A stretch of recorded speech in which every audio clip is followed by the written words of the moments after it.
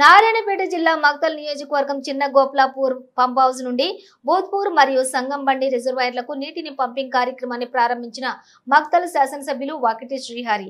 ఈ కార్యక్రమంలో ఇరిగేషన్ శాఖ అధికారులు, కాంగ్రెస్ పార్టీ నాయకులు, కార్యకర్తలు పాల్గొన్నారు.